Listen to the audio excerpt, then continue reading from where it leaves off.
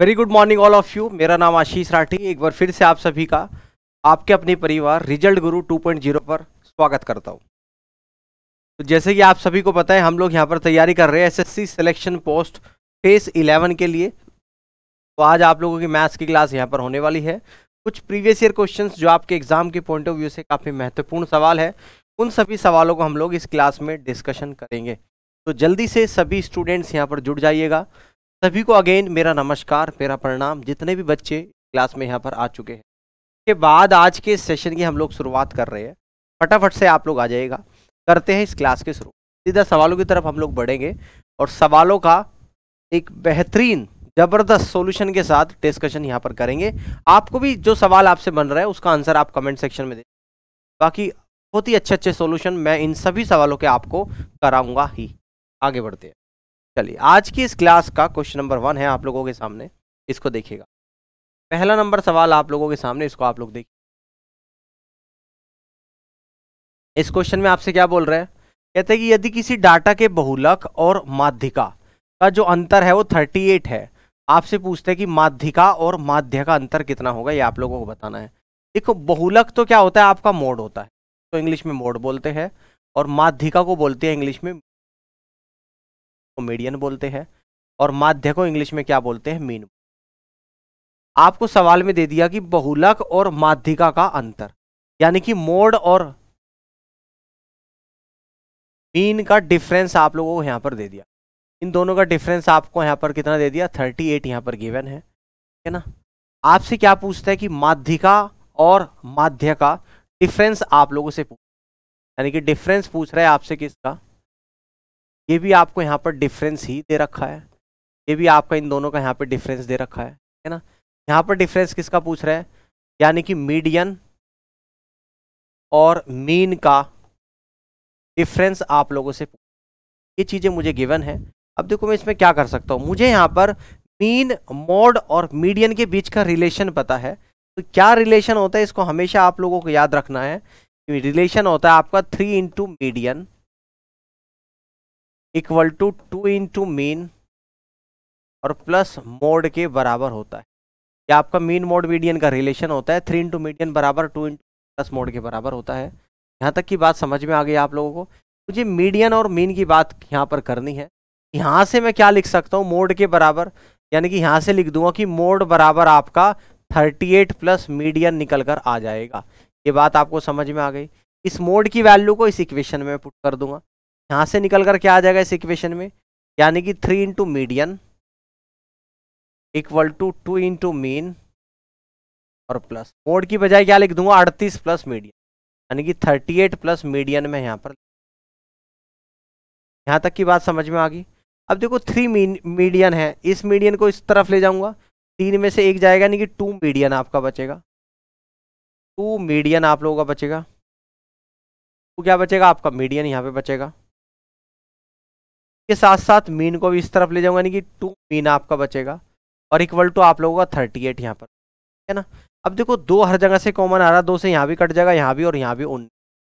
आपका मीडियन और मीन के बीच का जो डिफरेंस निकल कर आया है वो आपका 19 आया है, जो कि ऑप्शन नंबर ए में आप लोगों को यहाँ पर दे रखा।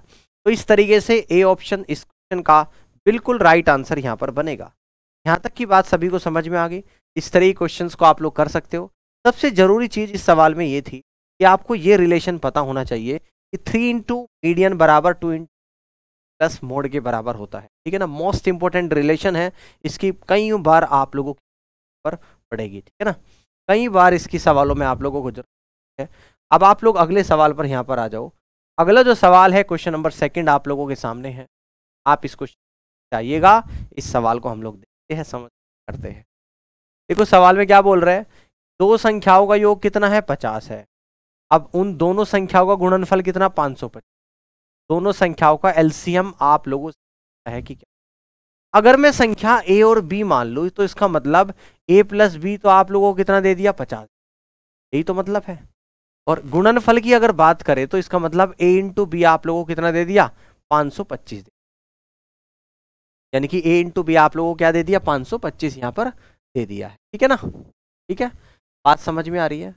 बात यहाँ तक क्लियर हो रही है? तो संख्या में क्या ले सकता हूं, ये एक बार आप लोग ध्यान से देखिए, या आप लोग एक बार ध्यान से देखिएगा। अगर इस 525 के फैक्टर करूं तो मैं कहूंगा 5 गुणा 5 ही कम 5 और 5 बजे 25।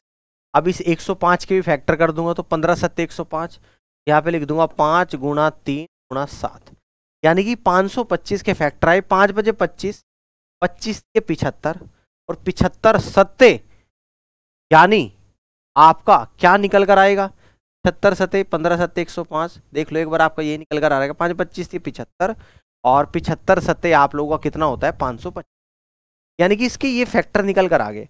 ऐसी कौन सी दो संख्याओं का सम 50 बने, इन फैक्टर के हिसाब से मैं किस तरीके से लेकर चलूंगा। तो मैं यहां पर कहूंगा तो 5 थी 35 और 5 थी 15, यानी कि मैं एक संख्या तो ले लूंगा यहां पर 15 और एक संख्या ले लूंगा मैं यहां पर 35। एक संख्या तो ये ले ली मैंने दोनों और एक ले ली पहली और आखिरी वाली, ये ले सकता हूं ना। 5 गुणा 7 35, 5 थी 15, 15 और 35 ले ली, यानी कि मान लो कि ए आपकी 15 है, बी आपकी 35।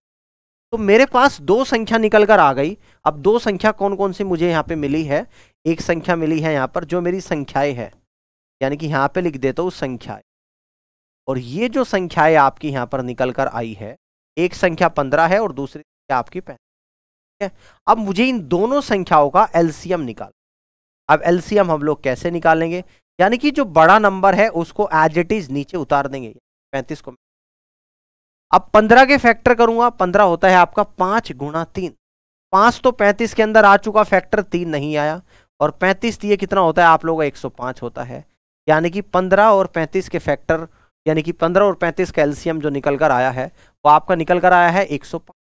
तो इस तरीके से हम लोग यहाँ पर कहेंगे कि ऑप्शन सवाल का आंसर बनेगा। That means B is the correct answer of this. Clear, यहाँ तक समझ में आ गई बात? सभी बच्चों क्लियर हो रही है बात? सवाल कर सकते हो, बहुत अच्छा क्वेश्चन है। तो इस तरीके से उम्मीद है कि आप सभी बच्चे कर लोगे। अब आप लोग अगले सवाल पर यहाँ पर आ जाओ। अगला सवाल है आप लोगों के सामने, क्वेश्चन नंबर 3 है। सवाल इंग्लिश में भी दे रखा है यहाँ पर, सवाल बहुत बड़ा था, हिंदी में लिखता तो बोर्ड भर जाता, तो समझाता आपको कहाँ।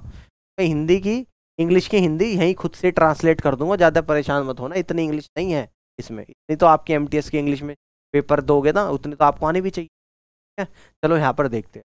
कहता है कि A B and C are boxes with marble in the ratio 2:3, यानी कि ए बी, एक बॉक्स में ए बी सी का जो अनुपात है 2, 3 और 4 के अनुपात में दे रखे है। The total number of marbles in the boxes is 360, और इस बॉक्स में टोटल जो मार्बल्स है वो आपके 360 है। अब आगे बोल रहे हैं कि the above ratio can be change to, अगर यह रेशियो 3:8:7 में चेंज हो जाता है, तो अब आप लोगों को बताना है कि नीचे दिए गए स्टेटमेंट में से कौन सा स्टेटमेंट करेक्ट है। देखो पहले जो रेशियो दे रखा था वो दे रखा था आपको 2:3:4 दे रखा। अब बाद में जो रेशियो आप लोगों का हो चुका ये हो गया 3:8:7 आपका यहाँ पे हो गया कि नहीं हो गया? जल्दी से एक बार आप लोग बताओ, बोलो यहां तक की बात समझ में आ गई। अब एक चीज आप देखो, टोटल था 2, 3, 5 और 4 9, ऊपर तो था आप लोगों का 9 यूनिट, और नीचे कितना था 3 और 8 11 और 7 18, नीचे था आप लोगों का यहाँ पर 18 यूनिट। और एक चीज और है, टोटल नंबर ऑफ मार्बल्स ऊपर भी 360 थे, नीचे भी 360, यानी कि ऊपर इस 9 यूनिट की वैल्यू 360 है, 1 यूनिट की वैल्यू कितनी है आप लोगों की 40 है, यहाँ पर 2 यूनिट की वैल्यू तो गुणा 40 कर दूंगा, यानी 80 मार्बल तो आपके यहाँ पर भी 40 कर दूंगा, तो मतलब 120 मार्बल आपके यहाँ पर भी 40 कर दूंगा, यानी कि 160 मार्बल आपके यहाँ पर है ना।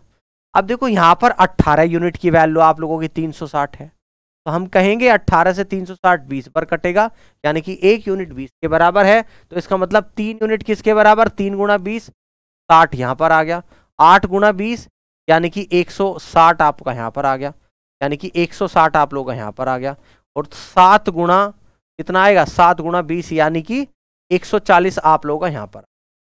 तो ये आपके इतने मार्बल्स निकल कर आ गए, समझ में आ रही है बात? यानी कि ये आपका ए का, बी का और सी का रेशो निकल कर आया है। ए बी सी में जो पहले मार्बल्स की संख्या थी 80 120 और 160 थी, बाद में रेशियो चेंज हो गया, बाद में है नंबर 60 160 और 140 हो गया। ठीक है, क्लियर है ना? अब 4 ऑप्शंस दे रखे, अगर मैं पहला ही ऑप्शन यहां पर मान लूं, अब पहले ऑप्शन में क्या दे रखा, by transferring 20 marbles from A to B, यानी कि ए से 20 मार्बल बी में ट्रांसफर कर दिए गए, ठीक है ना। ए से क्या कर दिए गए मार्बल, बी में ट्रांसफर कर दिए गए, है ना। अब जब ए से बी में ट्रांसफर करूंगा, आप मुझे बताओ ए में 20 कम हो जाएंगे, ए से निकाल के 20 में डाल रहा हूं, बी में डाल रहा हूं 20, ए में 20 कम हो जाएंगे भाई, ए में 80 है, 20 कम हो जाएंगे यहां पर ए में मार्बल 20 कम कर दूंगा तो ए में 60 बन जाएंगे, 60 ही बन रहे। कहां पे डाल रहा हूं इसको, बी के अंदर डाल रहा हूं, तो बी में पहले 120 थे, अब 140 बन जाने चाहिए थे, और बन कितने रहे 160, अभी रुक जाते हैं।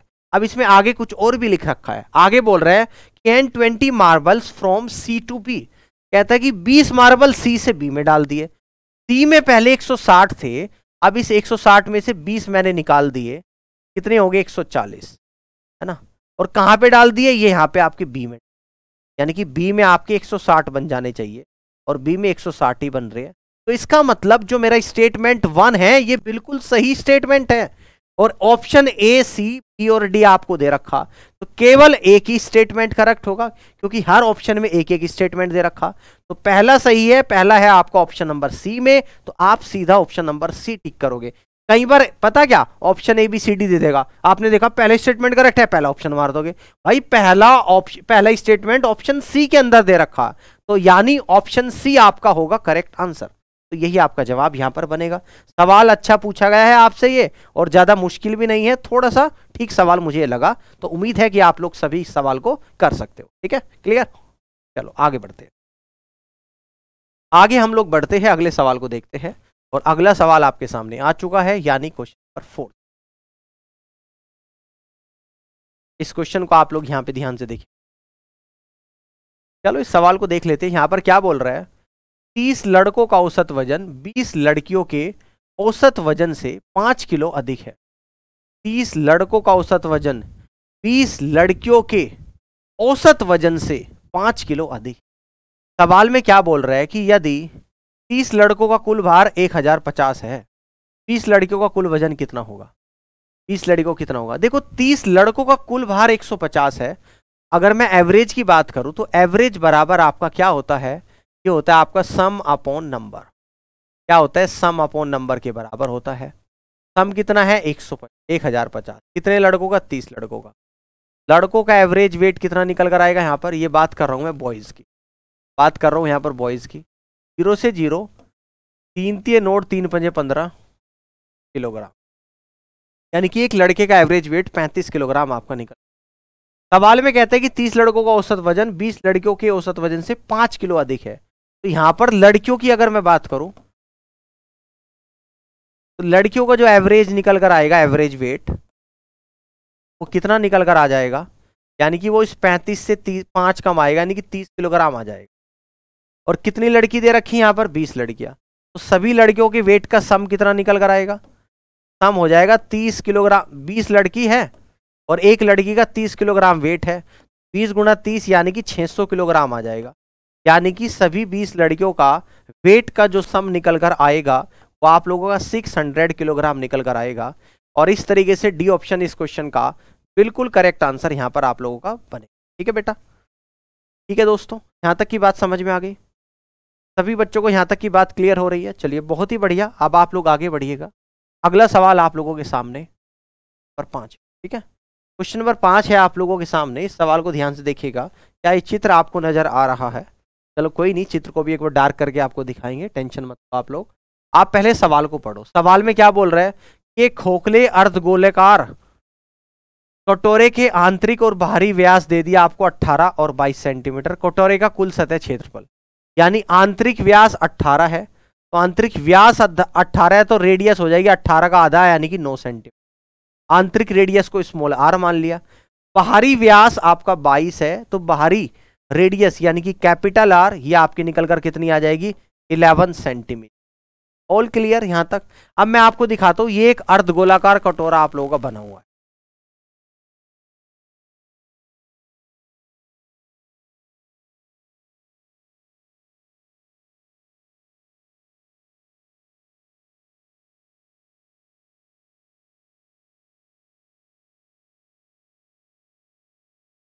एक अर्धगोलाकार कटोरा बना है। अब थोड़ा सा दिख रहा होगा आपको, इसमें जो दे रखा यानी कि यहां से यहां तक, ये क्या है आपकी कैपिटल आर, तो क्या बोला गया है आउटर रेडियस, तो मैं कहूंगा यहां पे इसको बोला गया है आउटर रेडियस, यानी कि बाह्य त्रिज्या, या जिसको बोलते हैं बाहरी त्रिज्या, एक ही बात। अब ये क्या है आपकी इन रेडियस, ये आपकी क्या है इन रेडियस, इसको क्या बोला गया है इनर रेडियस, इनर रेडियस क्या बोला गया है इनर रेडियस। क्या आपकी एक रिंग है। इतनी बात जो मैंने लिख दी बस उतना ही आपको ध्यान देना है। अब मुझे इस खोखले खोखले अर्धगोलाकार कटोले का टोटल सरफेस एरिया निकालना है। टोटल सरफेस एरिया क्या होता है आप थोड़ा सा समझो, यानी कि खोखला इस तरीके से कटोरा है, बीच से कटा हुआ है, उसका total surface area. Total surface area वो होता है यानी कि इस कटोरे को मैं जहां जहां से टच कर पाऊं, एक तो बाहरी वाली परत को टच कर पाऊंगा, बाहरी परत को, है ना, यानी कि ऐसे जो कटोरा कटा हुआ है बाहर से ऐसे, मान लो कि ये ढक्कन है एक बोतल का, या आपका कटोरा मान लो, तो इसकी बाहर से सबको यहां से पूरा टच कर पाऊंगा बाहर से, एक तो ये इसका एरिया निकल कर आएगा। एक अंदर जो इसका भाग है, मैं इसका जो अंदर का भाग है मैं उसको टच कर पाऊंगा, वो आएगा। एक ऊपर वाली सरफेस यानी कि ये जो आपको गोला सा दिख रहा है इसको टच कर सकता हूं, तो इन तीनों के एरिया का सम निकालूंगा तो आपका टोटल सरफेस एरिया यहां पर निकल कर, तो हम लोग निकाल रहे हैं यहां पर टोटल सरफेस एरिया, ठीक है ना। हम लोग क्या निकाल रहे हैं यहां पर टोटल सरफेस एरिया हम लोग यहां पर निकाल रहे हैं। तो बाहर का जो कटोरा बन रहा इसका एरिया हम लोग निकालेंगे, तो इसका एरिया आप लोगों का क्या निकल कर आएगा, ये आप लोग एक बार ध्यान से देखिएगा, यानी कि अर्ध गोले का टोटल सरफेस एरिया क्या होता है बेटा आपका ये पाई आर स्क्वायर, यहाँ पे लिख दूंगा 2 पाई को एज इट इज लिखना, और कैपिटल आर स्क्वायर आएगा, यानी कि बड़े वाले रेडियस की बात हो रही है। अंदर वाले भाग को जो हम टच कर रहे हैं, यानी कि इस वाले को जो अंदर का खाली है जिसमें कुछ भरते हैं कटोरे में, उसका टोटल सरफेस एरिया क्या आएगा 2 into pi small r square, क्योंकि अंदर आंतरिक रेडियस की बात कर रहे हैं।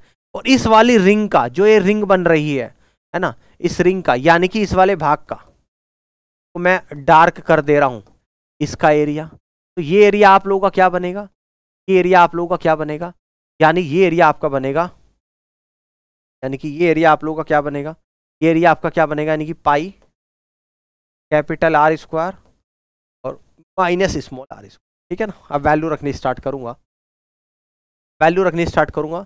अब हम लोग यहाँ पर क्या करेंगे, ध्यान से आप लोगों को समझना है, पाई को कर देखो, एक तो यहाँ पर मैं ले लूंगा पाई पाई पाई, हर जगह कॉमन ले, इसके अंदर 2 इंटू कैपिटल आर कितनी है आपकी 11, 11 का स्क्वायर कितना होता है आपका 121 होता है, प्लस का 2 इंटू स्मॉल आर कितनी है आप लोगों की 9, और 9 का स्क्वायर आपका 81 होता है, प्लस कैपिटल आर यानी कि 11 का स्क्वायर और माइनस स्मॉल आर यानी कि 9 का स्क्वायर, ये आपका यहाँ पर आएगा, यानी कि पाई आएगा अंदर आएगा 121 गुणा 2 तो 242 आपका आ जाएगा, प्लस का 81 गुणा 2 तो 162 आ जाएगा, प्लस का ए स्क्वायर माइनस बी स्क्वायर का क्या फॉर्मूला होता है मैं लिख देता हूं, ए स्क्वायर माइनस बी स्क्वायर होता है आप लोगों का, यानी ए प्लस बी और जी ए माइनस, है ना।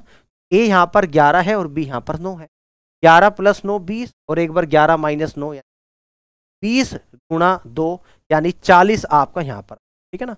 यहाँ तक समझ में आ गया। अब आगे देखते हैं, आगे इन सबको जोड़ दूंगा 242 160 तो ये आएगा 404 और 40 444, तो 444 पाई सेंटीमीटर स्क्वायर, ये आपका टोटल सरफेस एरिया निकल कर आ जाएगा।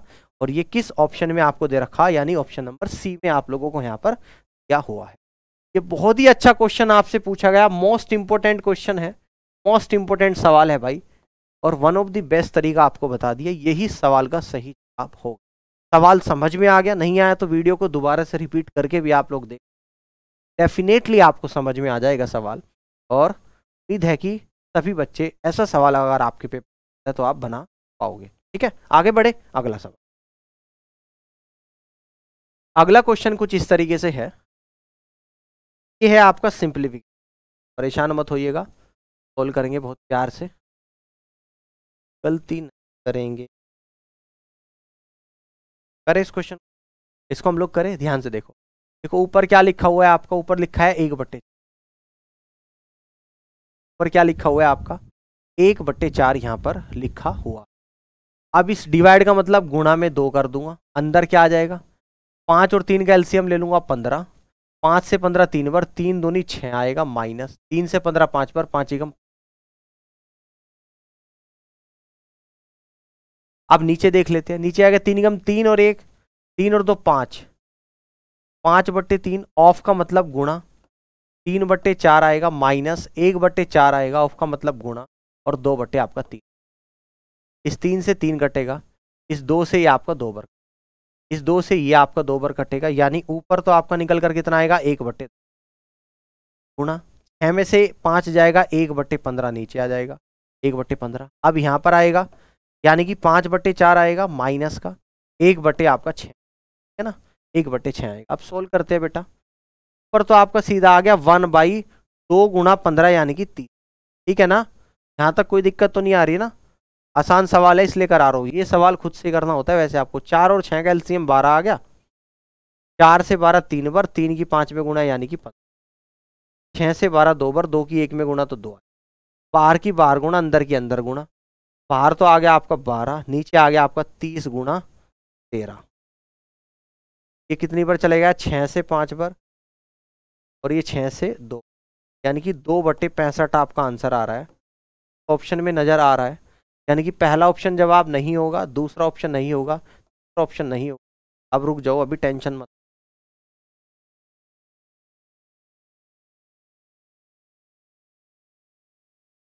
दिख रहा है, चौथा ऑप्शन आपका आंसर होगा, है ना। क्वेश्चन का जो करेक्ट आंसर होगा 2/65, यानी कि डी ऑप्शन इस क्वेश्चन का बिल्कुल करेक्ट आंसर यहाँ पर, ठीक है ना।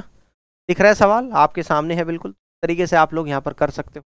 आगे हम लोग बढ़ते हैं और अगले सवाल को यहाँ पर, अगला सवाल क्वेश्चन नंबर 7, क्वेश्चन नंबर 7 है आप लोगों के, आप इस क्वेश्चन पर जल्दी से एक बार यहाँ इस क्वेश्चन को हम लोग, ठीक है, देखो यहाँ पर क्या बोल रहा है कि एक आदमी 8 किलोमीटर प्रति घंटा की गति से एक निश्चित दूरी तय करने में 12 मिनट का समय लेता है।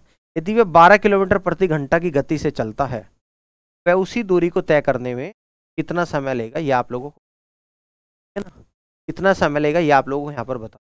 अगर 8 की रफ्तार से चलता है तो 12 मिनट का समय लेता है, अगर 12 की रफ्तार से चलता है कि डिस्टेंस को कवर करने में कितना समय यहाँ पर लेगा, ये आप लोगों को बताना है ना। सबसे पहले हम लोग निकालेंगे पहले डिस्टेंस, डिस्टेंस बराबर क्या होता है, स्पीड इनटू टाइम होता है। पहले जो आपकी स्पीड है वो 8 किलोमीटर प्रति घंटा है, और समय कितना ले रहा है यहाँ पर, यानी 12 मिनट का समय ले रहा है। इस 12 को घंटे में चेंज कर दूंगा तो 12/60 आ जाएगा। अब देखो 4 थी ये 12, या 6 से कट कर दूंगा, 6 दूनी 12, 6 दाम 60, 2 से ये आपका 5 बढ़ जाएगा, यानी आपकी डिस्टेंस निकल कर आएगी 8/5 किलोमीटर। अब ये बोल रहा है कि इसी डिस्टेंस को 12 किलोमीटर प्रति घंटा की गति से चले, समय आपको बताना है, यानी टाइम बताना है। टाइम बराबर डिस्टेंस अपॉन स्पीड, डिस्टेंस आपकी 8/5, 8 ऊपर 5 आपका नीचे, स्पीड आप लोगों की कितनी दे रखी है, यानी 12 किलोमीटर पर आवर, ये गुणा कर दूंगा 12 से, 4 दूनी 8, 4 थी 12, यानी कि टाइम लगेगा आपका 2/15 घंटे। तो 2/15 घंटे लग रहे, इसको मिनट्स में चेंज कर लेंगे बिल्कुल, यानी कि 2/15 को मिनट में चेंज कर दूंगा तो गुणा 60 कर दूंगा, और 15 से 60 4 पर, और 4 दूनी कितना आ जाएगा 8 आ जाएगा, यानी कि आपका जो समय लगेगा यहाँ पर वो 8 मिनट कितना लगेगा, यानी आपका जो समय लगेगा यहाँ पर इस तरीके से 8 मिनट का समय लगेगा, और सी ऑप्शन इस क्वेश्चन का बिल्कुल करेक्ट आंसर यहाँ पर बनेगा, ठीक है ना। 8 minutes, that means C is the right answer of this question. All clear, सभी को क्लियर है बेटा यहाँ तक की बात, सारे के सारे बच्चे कर सकते हो इस तरीके से। चलिए बेटा बहुत बढ़िया, शानदार, आगे बढ़ते अगला सवाल। अगला सवाल है क्वेश्चन नंबर 8 है आप लोगों के सामने, इस पर आप लोग आ जाए, इस सवाल को हम लोग यहाँ पे देखते हैं, इसको करते हैं।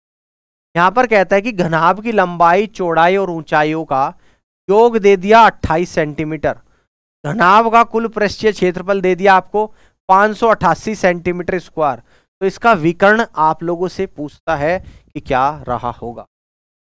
देखो आपको लंबाई प्लस चौड़ाई प्लस ऊंचाई का सम आपको दे दिया 28 सेंटीमीटर, ठीक है। इसके अलावा आपको क्या दे दिया, टोटल सरफेस एरिया, और घनाभ का टोटल सरफेस एरिया होता है 2 × L × B plus B × H plus H × L होता है, जो कि आपको 588 सेंटीमीटर स्क्वायर यहां पर दे दी, 588 सेंटीमीटर स्क्वायर आप लोगों हैं। अब हम लोग यहां पर क्या करेंगे, इस बात को आप लोगों को ध्यान से समझ, यानी कि ये जो है इसका कर देंगे स्क्वायरिंग बोथ साइड, क्या करेंगे, squaring both sides, squaring both sides, यानी कि l plus B plus H का होल स्क्वायर। लिख देता हूं एक बार आप लोगों के सामने, l plus B plus H का होल स्क्वायर इक्वल टू 28 का स्क्वायर। Whole clear.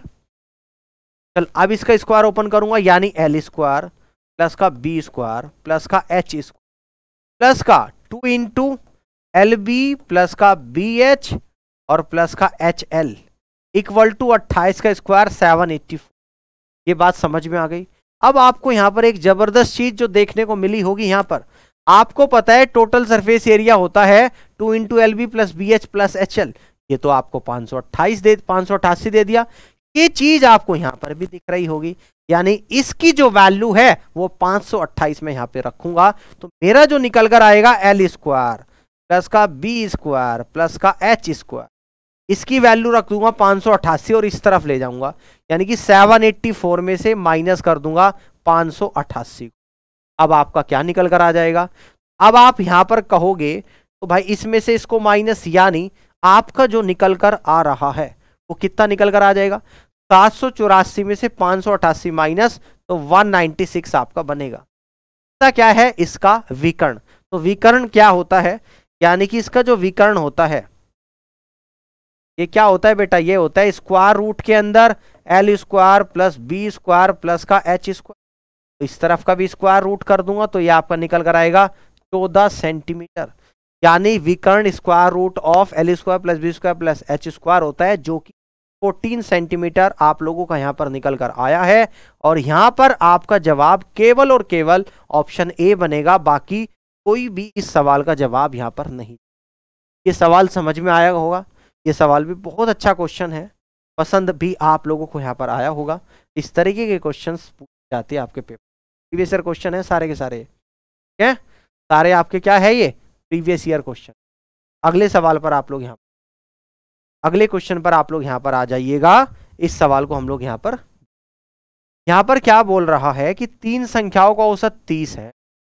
आगे क्या बोलते हैं कि पहली संख्या दूसरी संख्या का 2/3 गुना है, और जी दूसरी संख्या तीसरी संख्या की 3/4 है। पहली संख्या आप लोगों को यहां पर बतानी, पहली जो संख्या है वो दूसरी का क्या है, 2/3 है। यहां से कह दूंगा कि पहली और दूसरी संख्या का अनुपात, ये अनुपात निकल कर आएगा आपका 2:3। इसके बाद क्या बोल रहा है कि दूसरी जो संख्या है वो आपकी तीसरी संख्या का 3/4 है। यहां से मैं कह दूंगा कि दूसरी और तीसरी संख्या का अनुपात कितना आ जाएगा, 3:4। क्या बेटा, रेशियो निकाल दिया पहली दूसरी और दूसरी, इस रेशियो को मैं यहां पे रख दूंगा, यानी कि दूसरी और तीसरी संख्या का रेशियो आपका निकल कर आएगा 3:4। यहां से इकट्ठा में पहली का, दूसरी का और तीसरी का रेशियो निकाल लूंगा। 2 तिया आपका 6 आ जाएगा, 3 तिया आपका 9 आ जाएगा और 3 चौक आपका 12 आ जाएगा। यानी कि बेटा आपका क्या निकल कर यहां पर आया है, पहली दूसरी तीसरी संख्या का अनुपात 6:9:12 निकल कर आ चुका है ना, 12 निकल कर आप लोगों का यहां पर आ चुका है। ठीक है, यहां तक समझ में आ गई बात, यहां तक की बात कितने बच्चों को समझ में आ गया, जल्दी से एक बार आप लोग यहां पर बेटा फटाफट से बता दो, सभी को क्लियर है। कहता है कि 3 संख्याओं का औसत 30 है, 3 संख्याओं का औसत 30 है, तो सम कितना हो जाएगा, तो आप कह दोगे सम हो जाएगा यहां पर कितना, 3 गुणा 30, यानी कि सम आपका 90 निकल कर आएगा। All clear. अब यहां पर अगर मैं सम की बात करूं, अगर मैं देखूं इन 3 संख्याओं का सम, 9 और 6 15, 15 और 12 27 यूनिट है, 27 यूनिट आपका सम है मेरे हिसाब से, जबकि सवाल में जो वास्तव में सम आपको दे रखा है वो आपको 90 दे रखा है, तो यानी कि इस 27 की जो वैल्यू है वो 90 है। 9 तिये 27 और 9 धाम 90, 3 यूनिट 10 के बराबर है। क्या है आपसे पहली संख्या, 3 यूनिट 10 के बराबर, तो 6 यूनिट किसके बराबर होगी, 20 के बराबर हो जाएगी, और पहली संख्या क्या हो जाएगी आप लोगों की 20 हो जाएगी, और जवाब क्या चला जाएगा आपका, ऑप्शन नंबर डी चला जाएगा। तो इसका मतलब आपकी जो पहली संख्या निकल कर आएगी वो 20 निकल कर आएगी, और इसी के साथ आपका जवाब ऑप्शन नंबर डी बनेगा। बताओ क्या यहां तक की बात समझ में आ गई आप लोगों को, सारे बच्चे कर लेंगे इस तरीके से, चलिए बहुत बढ़िया, समझ में आ गया। बहुत ही अच्छी बात है, 4 बच्चे हो आप लोग। अब आप लोग अगले सवाल पर यहाँ पर आओ, ठीक है ना, मजा आ रहा है क्लास में, कोई दिक्कत तो नहीं है ना, चलो बहुत बढ़िया। अब अगला क्वेश्चन, क्वेश्चन नंबर 10 है आप लोगों के सामने, इस सवाल को आप लोग देखिएगा। कहते हैं कि एक वस्तु का जो अंकित मूल्य है वो 5800 रुपये है। यदि रवि 20% की छूट देने के बाद 25% का लाभ अर्जित करता है, बताइएगा वस्तु का क्रय मूल्य क्या होगा, है ना, क्रय मूल्य क्या होगा ये आप लोगों को। देखो आप मुझे एक छोटी सी चीज बताओ, 20% की छूट देता है, 25% का लाभ हो रहा है, मार्क प्राइस दे रखा है, क्रय मूल्य आपसे पूछ, तो आपका बेटा सीपी और एमपी का क्या रिलेशन होता है ये भी आपको बता रखा, मोस्ट इंपोर्टेंट रिलेशन है। कॉस्ट प्राइस और मार्क प्राइस का रिलेशन क्या होता है, तो कॉस्ट प्राइस होता है आपका 100 माइनस डिस्काउंट पर अनुपात, मार्क प्राइस क्या होता है आपका 100 plus minus profit and loss पर। क्लियर हो गई बात, यहां तक की बात क्लियर हो गई है, यहां तक की बात आप सभी को क्लियर होगी, जल्दी से आप लोग बताओ, सभी को क्लियर है बात, यहाँ पे यहां तक की बात क्लियर है आप सभी को। अब देखो आप लोग अगर यहां से ध्यान से देखिएगा, आपको पता है कि डिस्काउंट है 20% की छूट, यानी कि डिस्काउंट 20 है, 100 में से 20 जाएगा तो आपका बचेगा यहां पर 80। इसके बाद प्रॉफिट कितने का हो रहा है, 25% का। जब प्रॉफिट होता है तो 100 पर जुड़ेगा, देखो पहले प्रॉफिट है पहले प्लस है, और जब लॉस होगा तो घटेगा 100 में से, बाद में माइनस है बाद में लॉस। कितना है 25 का प्रॉफिट, 100 में 25 जोड़ दूंगा तो आपका 125 यहां पर निकल कर आएगा। कितना आ जाएगा आपका यहां पर 125 निकल कर आ जाएगा। इसको 5 से कट करूंगा 16 बढ़ जाएगा, इसको 5 से कट करूंगा तो आपका 25 बढ़। यहां तक की बात समझ में आ गई हो तो जल्दी आप लोग बताओ। अब आपको मार्क प्राइस दे रखा 5800 रुपये, यहां पर मार्क प्राइस है 25 यूनिट और इस 25 यूनिट की वैल्यू है आप लोगों की यहां पर 5800 रुपये। वैल्यू निकालनी है कॉस्ट प्राइस की, कॉस्ट प्राइस की वैल्यू निकालनी।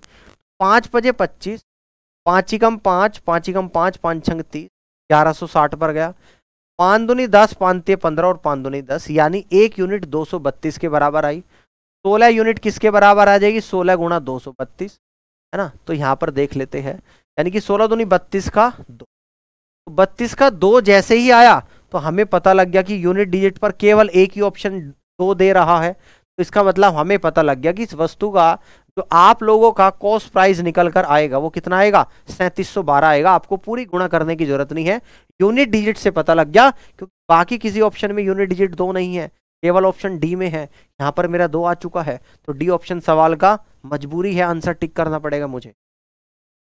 ये मजबूरी आप भी सीख जाओगे ना करनी, तो बात बन जाएगी आपकी भी। यहां तक समझ आ रहा है, चलो आगे हम लोग अब बढ़ते हैं क्वेश्चन नंबर 11 की तरफ। इस सवाल को देख लेते हैं, देखते हैं इस क्वेश्चन में आप लोगों से क्या पूछा गया, ठीक है ना। क्वेश्चन नंबर 11 में हम लोग यहाँ पर देखते हैं कि आपसे क्या पूछा गया है, ठीक है।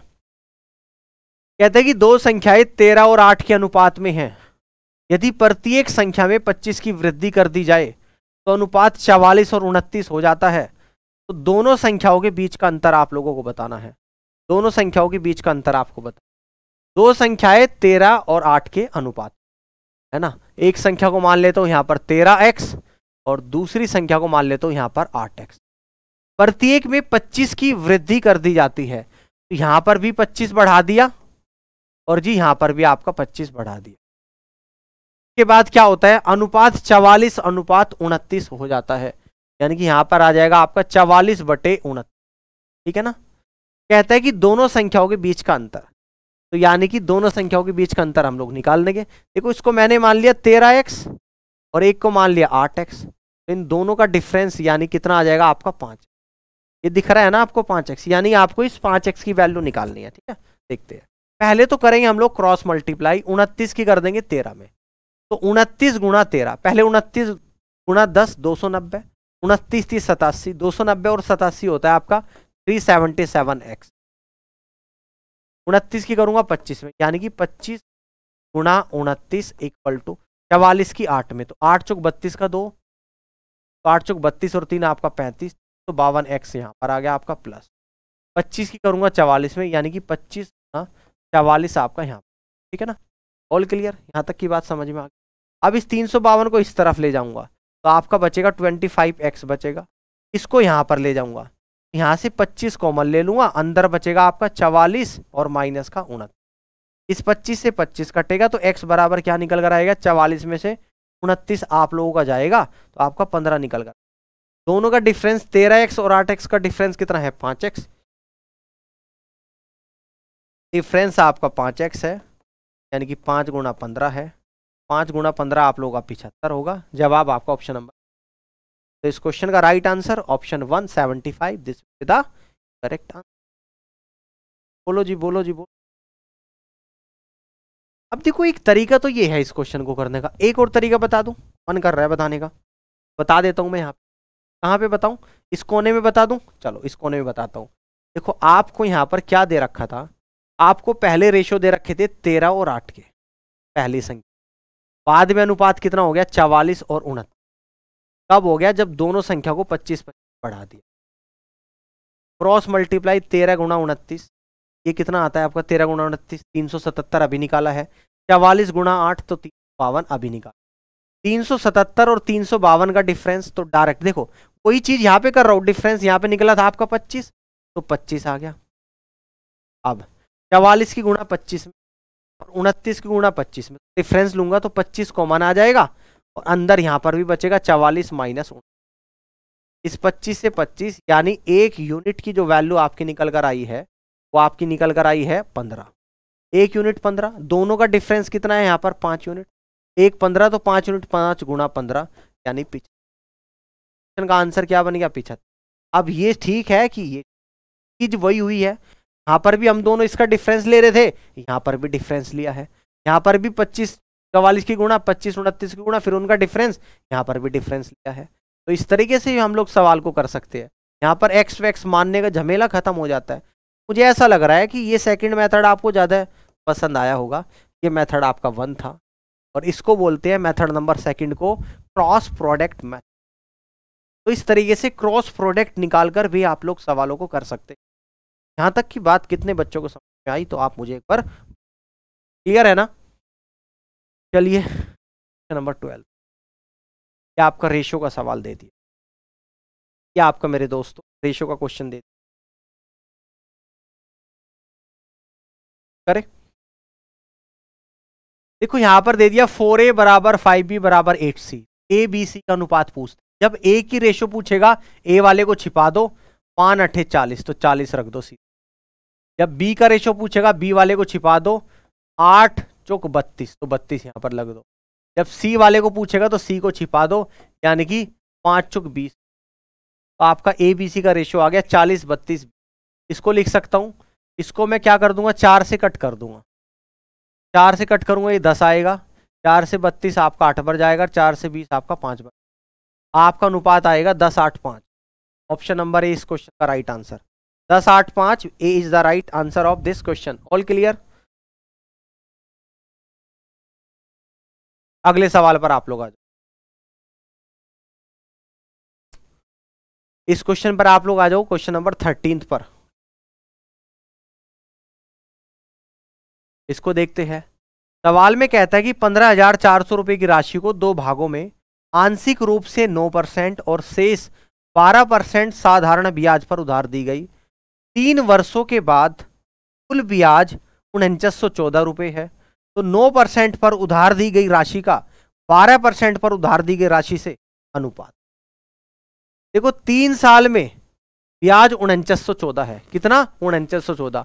अगर 3 साल का सिंपल इंटरेस्ट आपको यहां पर कितना दे दिया, 4914। अगर मैं आपसे कहूं कि 1 साल का कितना होगा, 3 से कट करूंगा, 3 कम 3 3 चंग 18 3 3 9 24, यानी कि 1 साल का सिंपल इंटरेस्ट आपका 1638 रुपये। 1638 रुपये आप लोग यहां पर सिंपल इंटरेस्ट निकल कर आ जाएगा। समझ में आ रही है बात, क्लियर हो रही है। अब देखो बेटा, इसका मतलब 15,400 पर 1 साल में 1638 ब्याज मिलता है। तो रेट निकाल सकता हूं, तो आप कहोगे निकाल सकते हो, यानी कि 15,400 रुपए पर 1638 रुपये ब्याज है। रेट ऑफ इंटरेस्ट निकालूंगा गुणा 100, 2 जीरो से आपकी 2 पर 2 जीरो से आप लोगों की यहां पर 2 जीरो पर कट है ना। अब यहां पर सोल्व करते, 7 से कट कर दू, 7 दूनी 14, 7 दूनी 14, 7 दूनी 14, 23 बचेगा, 7 × 21, 7 × 28। आ गया नहीं आ गया? 2 से कट कर दूंगा 11 बार, 2 से कट करूंगा 117, 117 बार। यानी कि रेट ऑफ इंटरेस्ट आपकी निकल कर आ गई, यहां पे लिख देता हूं मैं, ये निकल कर आ गया आपकी 117/11%। ये दिख रहा है ना आपको, 117/11%। अब बात को समझना दिया, एक भाग को इन्वेस्ट किया जाता है 9% पे, तो यहां पे लिख देता हूं, एक जो भाग है इसको 9% पर इन्वेस्ट किया जाता है, दूसरा जो भाग है इसको कहता है कि 12% पर इन्वेस्ट। एक भाग को 9 पर, बाकी बचे हुए भाग को 12% पर। ओवरऑल मुझे कितना परसेंट मिल रहा है? 117/11, यानी कि ओवरऑल मिलता है मुझे 117/11। एलिगेशन लगा रहा हूं इस क्वेश्चन। अब देखो हमने यहां पर देखा 9 और 12 इंटीजर वैल्यू है, जबकि 117/11 आपकी फ्रैक्शन वैल्यू है। इसको भी इंटीजर में चेंज करूंगा तो 11 की गुणा यहां, 11 की गुणा यहां, 11 की गुणा यहां, 9 × 11 यानी 99, 12 × 11 यानी कि 132, 11 से 11 कटेगा यानी कि 100। अब देखो एलिगेशन में यूज करूंगा, देख बड़े में से छोटा माइनस, तो हम लोग कहेंगे 132 में 117 आप लोग अगर माइनस करोगे तो 15 बचेगा। 117 में से 99 माइनस करोगे तो आपका 18 बचेगा। 3 से 5 बार गया, 3 से आपका 6 बार गया, तो आपका जो अनुपात आया यानी कि 5:6 आ गया। और जवाब क्या आ गया आपका? ऑप्शन नंबर, यानी कि इस क्वेश्चन का करेक्ट आंसर आपका बनेगा 5 का राइट आंसर होगा। कर लोगे इस तरीके से। मैंने क्या करा, सबसे पहले मुझे 3 साल का ब्याज दे रखा था, साधारण ब्याज 4924, मैंने निकाला 1 साल का ब्याज 1638। कितने रुपया पर ब्याज मिलता है? ये मिलता है 15,400 पे, है ना। तो 15,400 पे 1638 ब्याज मिल रहा है, इसका मतलब 117/11% ब्याज मिल रहा है। लेकिन सवाल में कहता है कि इस 15,400 में से एक भाग, कुछ हिस्सा, इसके कुछ हिस्से पे मिलता है 9% ब्याज, और जो बचा हुआ दूसरे हिस्से पे कितना मिलता है? 12%। और हमने देखा पूरा 15,400 पर आपका 117/11% ब्याज, यानी कि ओवरऑल 117/11%, ठीक है, ओवरऑल 117/11%। तो इस 117/11 को, ये आपकी फ्रैक्शन वैल्यू है, इंटीजर में चेंज कर दूंगा गुणा 11। मैं जब गुणा 11 करूंगा हर जगह गुणा 11 करना पड़ेगा, ये बात ध्यान समझनी है भाई। हर एक वैल्यू में आपको मल्टीपल करनी पड़ेगी 11 से, ठीक है। 11 से यहाँ पे 11 कट गया, यहाँ पे तो 117 बचा। यहाँ पर 9 की गुणा करूंगा 11 में तो 99 आ गया, यहाँ पर 12 की गुणा करूंगा 11 में तो 132। अब रेशो निकालूंगा पहले और दूसरे भाग का। 132 में से 117 माइनस तो 15 आया, 117 में से 99 माइनस तो 18 आया, यानी बड़े में से छोटे को माइनस करते हैं। तो 15 18 को 3 से डिवाइड करा, 15 5 बार, 3 से डिवाइड करा 18 6 बार, यानी आपका जो अनुपात निकल कर आया 5:6 आ गया मेरे भाई। तो जवाब आपका ऑप्शन नंबर 1 बन गया मेरे भाई। यहां तक की बात सभी बच्चों को क्लियर है? कर लोगे इस तरीके से आप लोग सवाल को। चलो, उम्मीद है कि समझ में आप लोगों को यहाँ पर आ चुका हूं, है ना। उम्मीद है कि ये आपको समझ में आ गया होगा। आगे आ जाओ क्वेश्चन नंबर 14 पे। क्वेश्चन नंबर 14 पर आप लोग यहाँ करें। 51 किलोमीटर की दूरी तय करने के दौरान एक व्यक्ति ने देखा कि 1 घंटा 40 मिनट चलने के बाद उसके द्वारा तय की गई दूरी शेष दूरी का 5/12 है। यानी कि जितनी दूरी तय कर दी वो शेष जो दूरी है, जो दूरी बची है उसका 5/12 है। यानी कि तय की गई दूरी, यहां पे कह दूंगा तय की गई दूरी, यहां पे कह दूंगा शेष दूरी।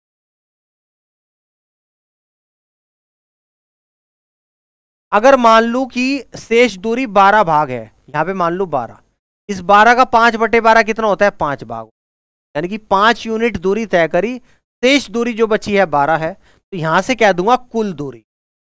तो यहां से कह दूंगा कुल दूरी क्या हो जाएगी? तो आप कहोगे सर इन दोनों को जोड़ दो, तो कुल दूरी आपकी जो निकल कर आएगी यहाँ पे 12 और 5 17 निकल कर, 12 और 5 कुल दूरी आपकी यहाँ पर 17 निकल कर आएगी, ठीक है ना। यहाँ तक की बात समझ में आ गई होगी आप लोगों को, यहाँ तक की बात आप सभी को क्लियर हो गई होगी।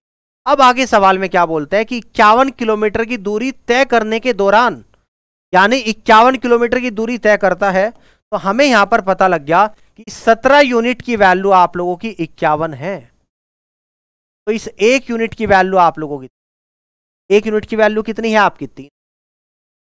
एक व्यक्ति ने देखा 1 घंटे 40 मिनट में चलने के बाद के द्वारा तय की गई दूरी, तो उसने कितनी दूरी तय करी है 1 घंटे 40 मिनट में? 1 यूनिट बराबर 3, तो 5 यूनिट बराबर 5 गुणा 3, यानी कि 15 किलोमीटर की दूरी इस भाई साहब ने तय करी है।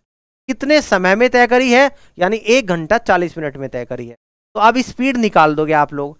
स्पीड बराबर क्या होता है? डिस्टेंस अपॉन टाइम होता है। डिस्टेंस करता है 15 किलोमीटर की कवर और टाइम लेता है 1 घंटा 40 मिनट। 1 घंटा 40 मिनट का मतलब होता है 100 मिनट्स, यानी कि डिवाइडेड बाई 100 और ऊपर गुणा कर दूंगा 60 से। में चेंज कर दूंगा, 100 मिनट को 60 से चेंज करूंगा तो घंटे में चेंज कर दूंगा कि नहीं? यहां तक समझ में आया कि नहीं आया? अब इस 0 से तो 0, 5 से जाएगा 2 बार, 5 से जाएगा 3 बार, 2 से 6 जाएगा 3 बार, 3 गुणा 3 कितना होता है? 9 होता है। यानी कि तय की गई दूरी 1 घंटे 40 मिनट में अगर जाती है, यानी कि दे ही रखा है, कर ही रहा है, तो उसकी जो स्पीड रही होगी आपकी रही होगी 9 किलोमीटर प्रति घंटा। यहां तक की बात समझ में अगर आपको आ गई हो तो जल्दी एक बार आप लोग बताओ।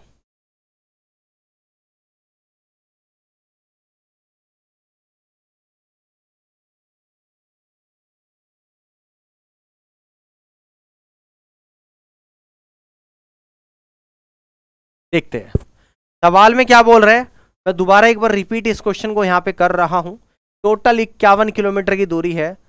अब उसमें से ये बोल रहा है कि कुछ दूरी वह 1 घंटे 40 मिनट में तय करता है और तय की गई दूरी शेष दूरी का 5/12 भाग है। तो शेष दूरी को अगर 12 मान लूंगा तो तय की गई दूरी 5 भाग हो जाएगा।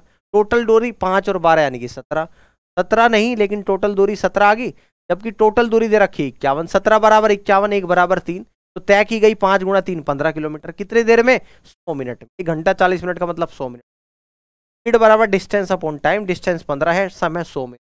मिनट को घंटे में चेंज कर दूंगा तो 100 को 60 से डिवाइड करूंगा तो 60 ऊपर आ जाएगा। तो सोल्व करा तो 9 किलोमीटर प्रति घंटा आपका यहाँ पर चलकर। तो आपका जो आंसर आएगा यहाँ पर ऑप्शन नंबर डी ऑप्शन इस क्वेश्चन का बिल्कुल करेक्ट आंसर आप लोगों का। यहाँ तक की बात समझ में आ गई होगी। चलिए, तो उम्मीद है कि आज का इस सेशन आपको बेहद पसंद आया होगा।